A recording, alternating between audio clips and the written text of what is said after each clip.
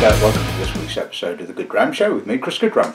Okay, apologies for no episode of the show last week. That was down to computer issues, shall we say. Thankfully they've now been resolved, and the natural order has been restored. Yes. So what better way to make a comeback, I suppose, with an episode of the show on Springbank.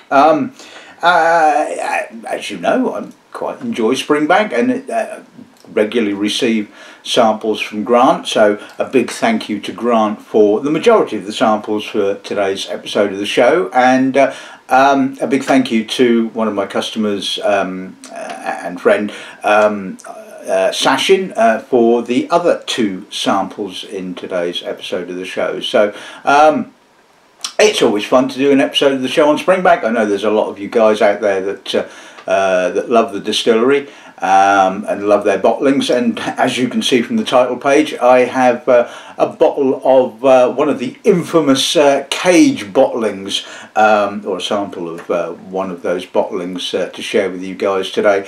Well,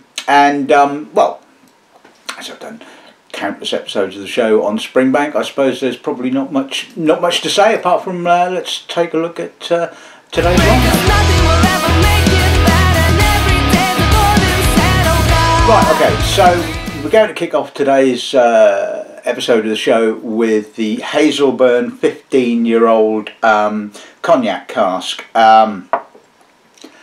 I knew absolutely nothing at all about this particular bottling, and got lots of emails from people saying, "Oh, you're going to be stocking it," and I'm going, "Stocking what?" Don't know if it was a communication breakdown between the distillery, or whether it was just one of those bottlings that just didn't get offered around. I honestly don't know. But anyway, big thank you to Sashin for a sample.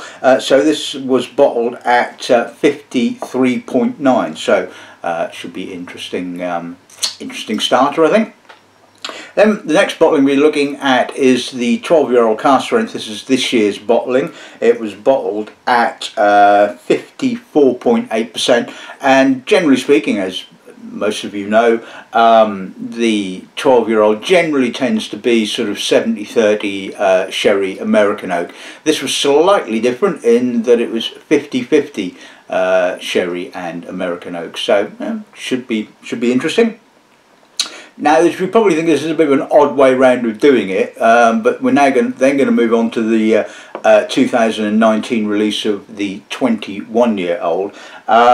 It's stylistic. It's because I thought this was probably the appropriate point for it. The interesting thing about this year's 21-year-old is that it's been matured in a combination of rum and port casks. I forget the exact percentage. I did have a note of it, but my notes seem to have disappeared, as they have a tendency to do. I think it was something like about 55-45 one way or t'other, but I remember sort of looking at it thinking, well, that's a bit of a strange combination of casks, and I wondered how it was going to work, and really wanted to get a hold of a sample to see how those two particular casks have worked together, and well, there it is. So we shall get onto that in due course. Then we're going to have a look at this particular cage bottling. This is a 2006 11-year-old, bottled at 54.3, and it was called Springbank FSHHD, which I'm guessing probably stands for Fresh Sherry Hoggy. The labels don't give you an awful lot. They're just a little sample sticker on there, you know. It's I suppose it's one of those kind of quirks, isn't it? Sort of get something a little bit different when you go up to visit the distillery. So as I've never had the opportunity to taste one of those before, again, big thank you to Sachin for the sample for today's episode of the show. And then we're going to move on to two of the Longrow bottlings. This was the Longrow Red Pinot Noir 11-year-old, I think it was. Yep, 11-year-old, bottled at 53.1%. Again, I did have a note of the casks. I think it was something like 9 9 years in American oak and 2 or 8 and 3 or something like that in refill Pinot Noir barriques. But anyway, so it's essentially a finish, so we shall see what that one's like. And we'll finish off with the good old Longrow 18-year-old. This is this year's release, which I believe was 75% sherry and 25% American oak, which I think is probably about par for the course, I think, for the 18-year-old Longrow. So right, so there you go. That's the lineup for this week's episode of the show. Let's kick off with the Right, okay, so let's see what the nose gives us on this end, shall we? The Cognac Cask is noticeable. It's not sort of overwhelming. You're certainly getting sort of baked apple, fleshy, slightly bruised apple, touch of cinnamon. But I'm also getting the spirit. I'm also getting the barley, the slight fishiness, a little bit of citrus. It's got a really nice balance. The apple has quite it's not sort of an overtly appley kind of nose.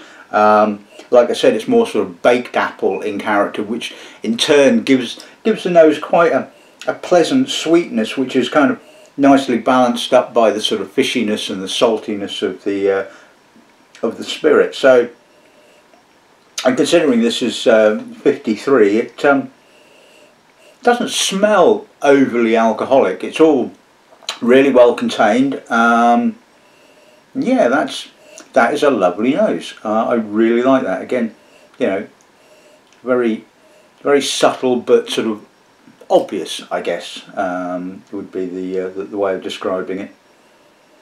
See what the parts like.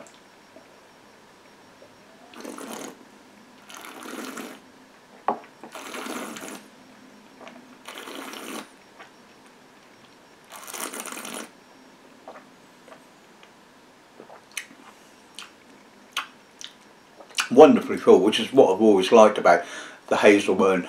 Although it's triple distilled, it has a lovely weight and it has a lovely body to it. Again, like the nose, it certainly sort of kicks off with the cognac.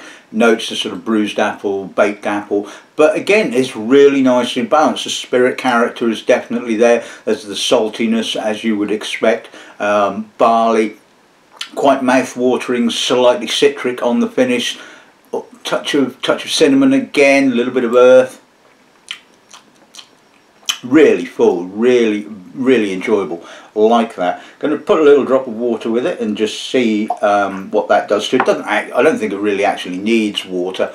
It's certainly sort of very easy to drink neat. But let's have a quick look. More appley now. The apple notes are a little bit crisper, as is the barley. It's not quite so oily, not quite so weighty. It's got more of a sort of a freshness, and there's almost a sort of slight sort of granulated sugar note coming out as well. Also the apple is quite sweeter as well. But like I said, it's more appley than sort of baked apple. See what the parts like now.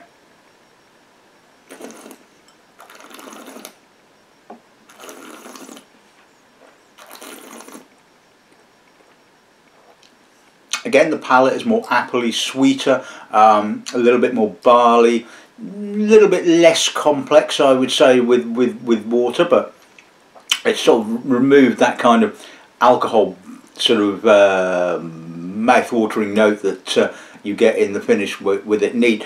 But either way, it's wonderfully full. It's really delightful. So, nice way to start. Right, okay, so let's move on to this year's, or the first of this year's 12-year-old cask strength bottling. So let's see what the nose gives us. Well, first things first, the lessened sherry impact, I should say, is quite obvious. Normally it's obviously a lot more sherry, a lot more intense, a lot herbally. It kind of comes across more like it's been aged in refill sherry casks, which is, I guess, sort of fairly obvious. So it's a lot more elegant. It's a little bit more like the 10-year-old. So I'm getting more of the sort of oily, fishy, briny, slightly manure-y sort of spirit character with a kind of a background sherry sweetness rather than an overt sort of leafy, Oloroso-y kind of monstery sort of nose.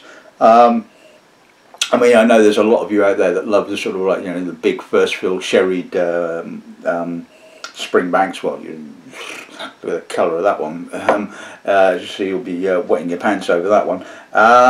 For me, I prefer this. It's more balanced. You know, it's not so Oloroso-y dominated, and you're getting the spirit character, and you're getting the earth and the brininess and the fishiness and the slight sort of dunnagey manuriness, and it's just, yeah, it's absolutely gorgeous, it has to be said. Let's see what the palate's like.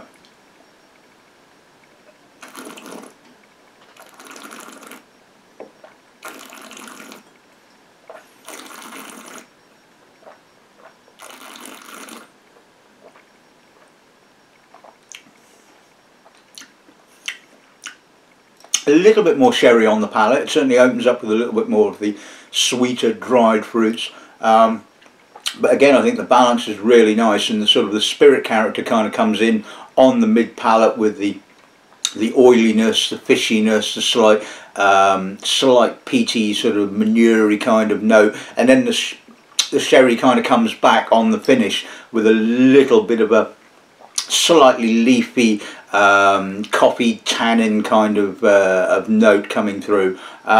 Again, I think it's perfectly drinkable at this ABV. I mean, it's 54.8. I'll put a little drop of water with it just to see what happens to it, but again, I don't really think it needs any water. I love the sort of the intensity of the finish. The sort of the alcohol kind of enhances the wood spices and the sort of coffee notes, and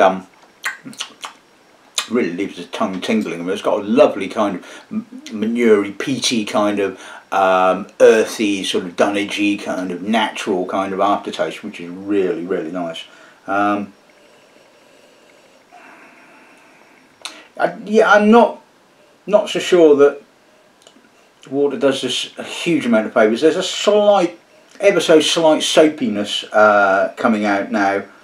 And again, the sherry is all kind of pretty much dissipated, so you're getting plenty of the American oak character, although not sort of an overt vanilla character. I would guess probably second, maybe third fill American oak casks were used for this, because it's got that sort of second or third fill kind of American oak kind of feel to it. Again, lots of spirit character, lots of oiliness, lots of fishiness. Let's see what the palate's like now.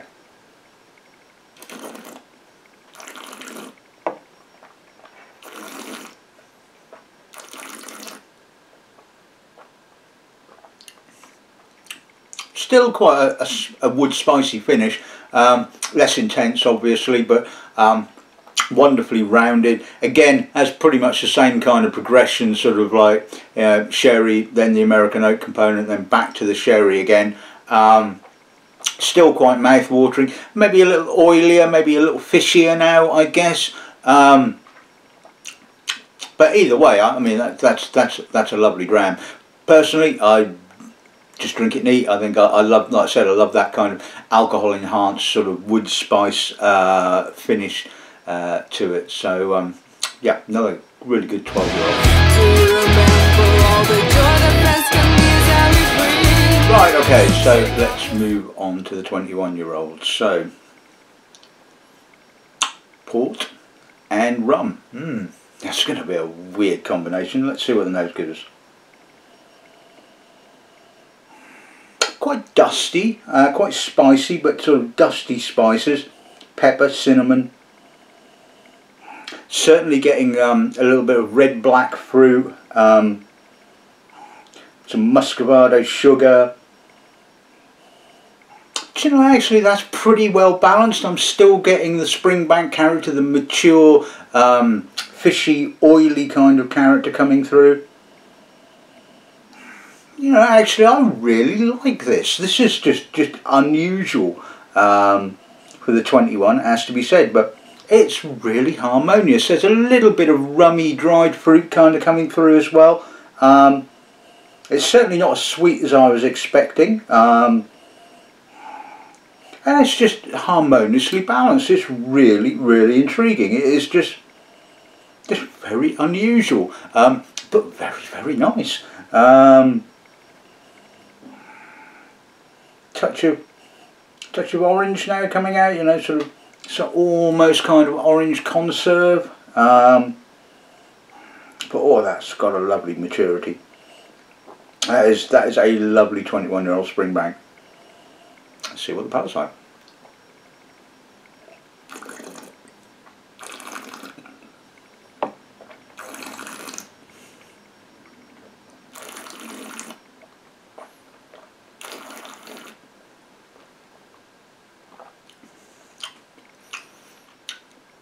That's a fishy tannic finish, it has to be said. So there's a little bit more sort of port cask on the attack.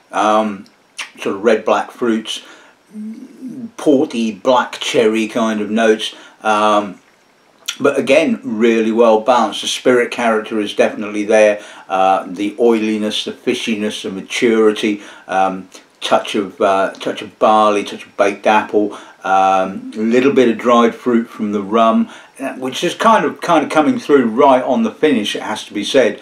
There's a kind of almost agricole kind of note, an almost slightly medicinal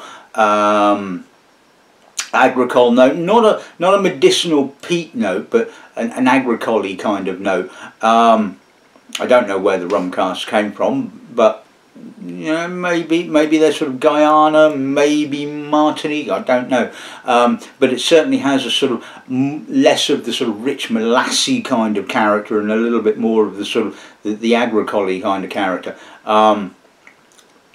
Quite dry, like I said, quite tannic on the finish, but the sort of like the coffee, the tannins, they kind of linger really, really nicely, along with just a smidge of peat, just a soupçon, should we say. That is good.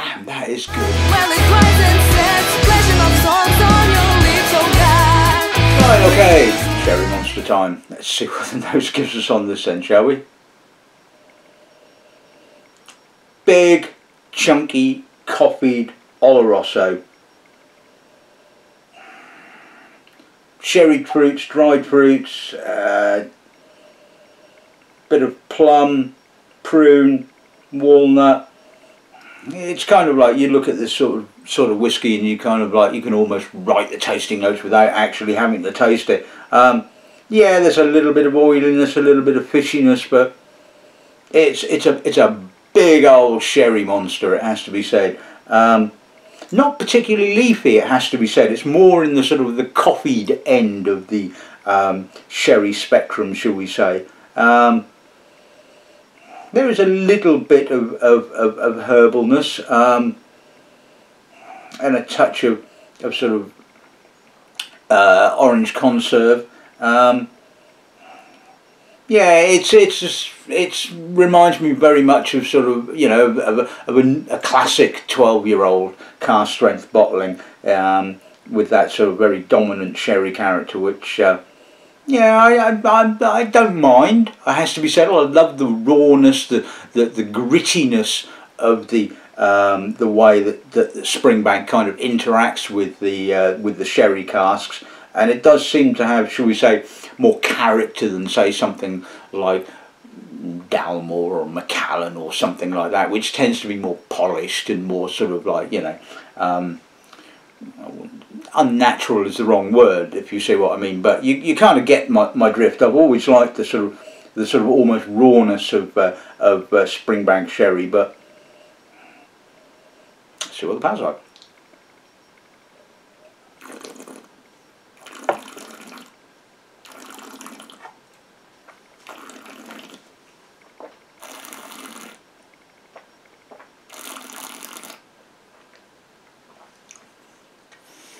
I can feel the moisture being sucked out of my mouth by the weight of tannins.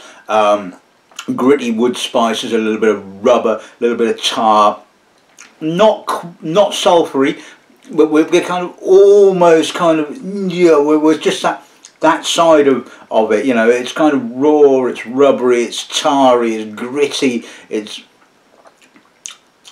not dirty. It's raw, you know, it's kind of visceral, it's big sherry, it's dried fruits, it's prune, it's walnut, it's slightly bitter coffee tannins. It's really intense, it has to be said, and yeah, I like it, but you know, I don't like it as much as I love the 12-year-old.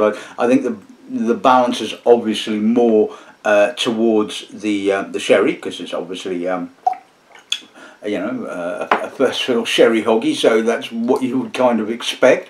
And yeah, there's a bit of fishiness, there's a little bit of pea, but again, it's pretty much all about that sort of gritty Springbank tannin kind of, you know, sherry character. Let's see whether, well, it doesn't make a great deal of difference to the nose, to be frank. It's still very coffeed, it's still very Oloroso, it's still very tannic and spicy and tarry and manure. Well, no, there's no manure. A bit of pea. So the power's like now.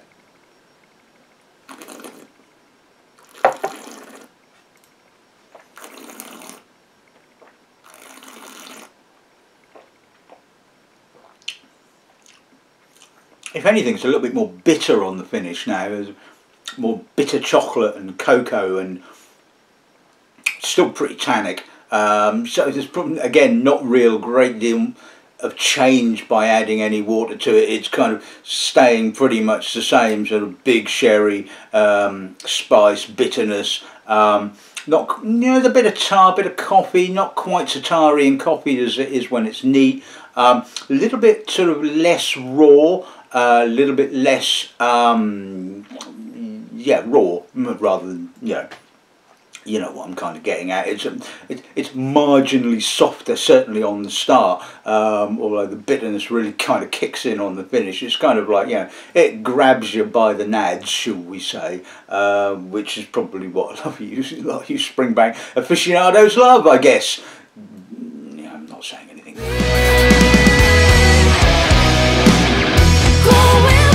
Right, okay, so time for a bit of peat and wine then. Let's see what the nose gives us on this then, shall we? Quite subtle in actual fact. Well, as subtle as Longrow can get, I guess. Or youngish Longrow, I should say. Quite tarry, quite peaty. Dried red fruits, cherry. Touch of earth. Touch of vanilla. It's not quite got the grab you by the ghoulies intensity that some of the Longrow Reds has had. This is almost kind of, dare I say it, civilised.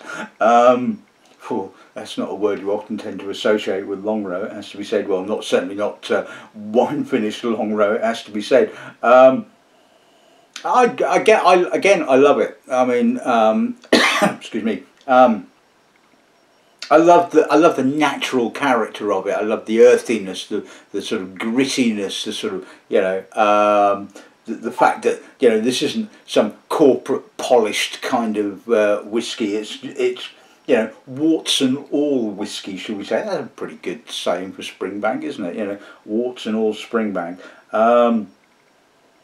Yeah, touch of orange, touch of almost kind of marmalade-y, sort of raspberry conserve-y sort of syrup.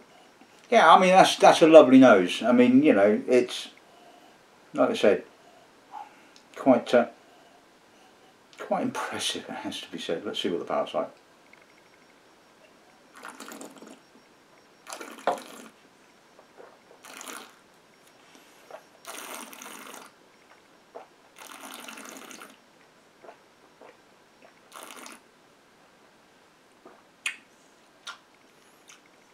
again, quite civilised. It's not sort of like, you know, slapping me round the face with wine cask. Although obviously there's a lot of creamy red fruits to start off with, a little bit of spice, some peat, you know, a bit of tannin on the edge of the tongue.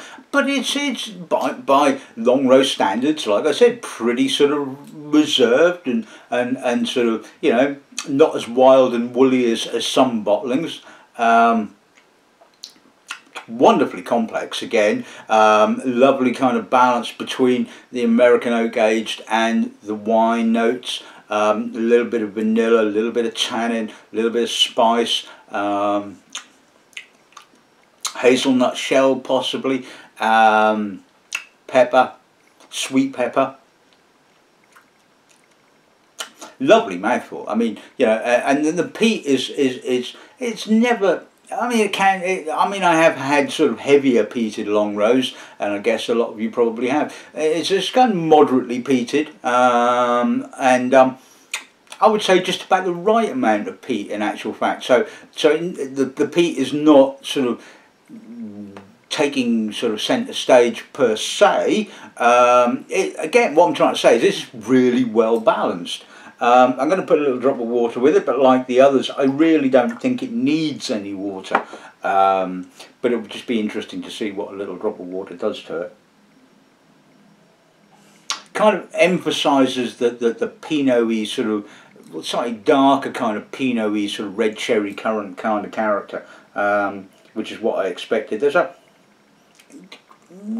little bit of sulphur. Oh yes, you're going to sort of go, no, there's no bloody sulphur in that. Well, somebody will probably say it. I can guarantee that somebody's going to say it. I mean, what was it that somebody said last time I mentioned there was a bit of sulphur in Springbank? Oh, you're being disingenuous.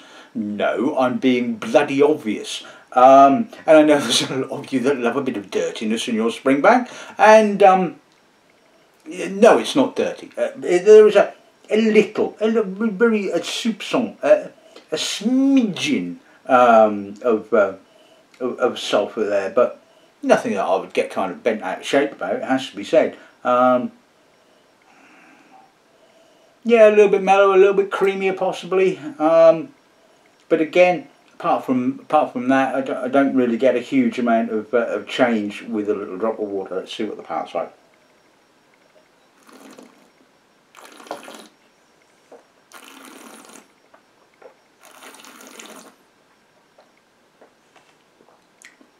A lot more emphasis on the sweet red fruit, really creamy, less kind of raw, less peat, less intensity, it has to be said. It's a lot softer. I wouldn't say polished by any stretch of the imagination, but certainly with a drop of water, I'm getting a lot more of the Pinot Noir cask than anything else. Yeah, I think I personally, again, I would prefer that neat. I don't think it needs the water. I love the sort of the intensity of it neat. So, but yeah, another really good Longrow.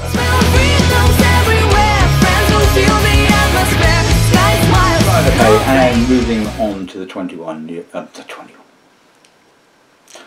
Right, okay, and finishing off with the 18-year-old Longrow. Let's see what the nose gives us on this end, shall we?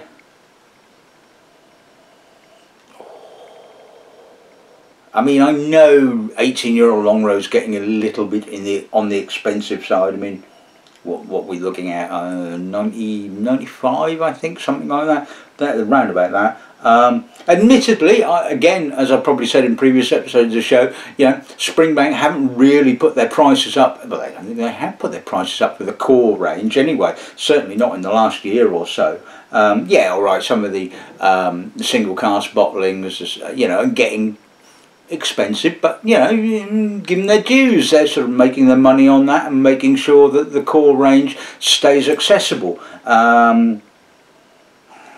It's got a wonderful violety, mature, peaty kind of character, sort of kind of more with a bit more going on, if you see what I mean. It's got that sort of, like I say, that violety, dusty American oak, mature peat. you know, I don't. I must admit, I think this is the oldest Longrow. Oh, I don't believe that. And I'm sure somebody would correct me if I'm wrong. I don't think the distillery released anything older than 18, and it would be interesting to see an older 21 or maybe 25-year-old Longrow. I mean, maybe they have bottled it, and I'm sure if they have, somebody will tell me. Oh, but that's just absolutely gorgeous. The peat is just sort of, you know, wonderfully sort of soft and smoky and aromatic. But again, it retains that fishy, briny, slightly grittiness from the sherry casks. You wouldn't have thought that that was 75% sherry at all. I mean, yes, that's a sort of mature, dried fruit kind of character, but it is just so nicely balanced. Let's see what the palate like.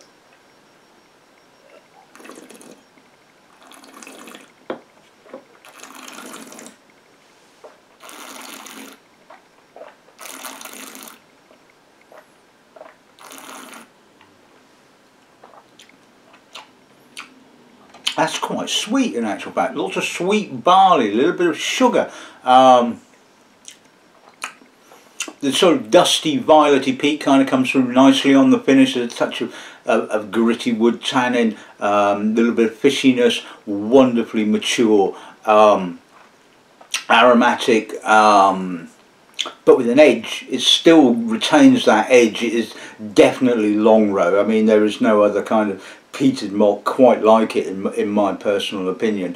And that peat has got a slight tarriness, a brininess, a fishiness, and you know, just wonderfully mature. Little bit of wood spice on the finish, mingling in with the peat and the violets and the fish. And I mean, oh, it's just, oh, that's just good. That is impressively good. We'll do it again.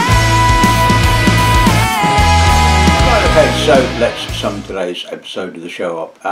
Once again, you know, Springbank has produced some classic bottlings, and like I said, big thank you to the distillery and to Sashin for the samples. The Longrow cognac, well, I think if you manage to get hold of a bottle of that, that is lovely, really, really nice. Works really well balanced. You know, personally prefer it neat. Love the sort of the baked apple, the bruised apple. It just works really nicely with Springbank, it has to be said, and that sort of fishy brininess.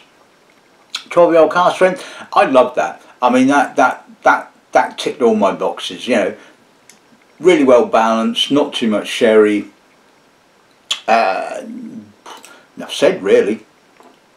The Springbank 21, well, yeah, okay, it's getting a touch expensive, it has to be said, but again, the price hasn't gone up in the last year or so, and that is really unique. I don't think I've ever tasted a 21-year-old quite like it, it has to be said.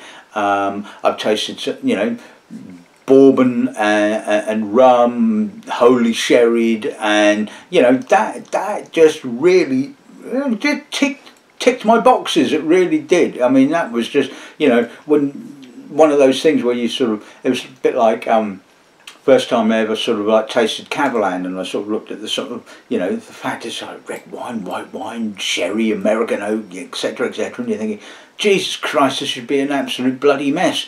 And you know, it just works.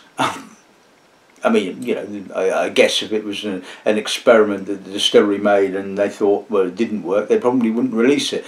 They'd probably be gutted by that, but it works. It is really, really impressive. The cage bottling, well, yeah, I can see a lot of you wetting yourself over kind of that kind of stuff. It's like I said, it's like sort of the standard 12-year-old, a lot of sherry, and yeah, like I said, I mean, I enjoyed it, you know, and I enjoyed the rawness of the sherry and the Springbank character, but I think that 12-year-old is the nads. The Longrow red, yeah. another very, very good Longrow red. Maybe not quite so visceral and sort of, you know, mad as some Longrow reds have been, but, you know, a little bit maybe more kind of, corporate is the wrong word, but sort of a bit more mellow, you know, a bit less sort of like, less mad, should we say. But either way, you know, a lovely bottling, and I know a lot of you kind of picked up a bottle of that. And the Longrow 18, well, you know, just kind of classic Longrow 18, it has to be said. Full stop. Classic. Anyway, so that's this week's episode of the show in the bag. I hope you've enjoyed it. I know that a lot of you will view it. I know the Springbank episodes of the show tend to get quite a lot of views, and well, I'm a bit of a whore for bloody views, it has to be said. I like it when I see big numbers next to the views rather than the sort of like handful that some of the episodes get. Certainly if I do a gin episode, nobody actually watches it. So funnily enough, I've not done a gin episode for a long time, and well, I'm probably not going to do another one, I guess. Anyway, there you go. That's Springbank, and damn, that was a bloody good tasting. So all that's left to say is good gramming, good afternoon. And making creeps with a slide with my guitar, talking till the moon makes round, and the whistle's just my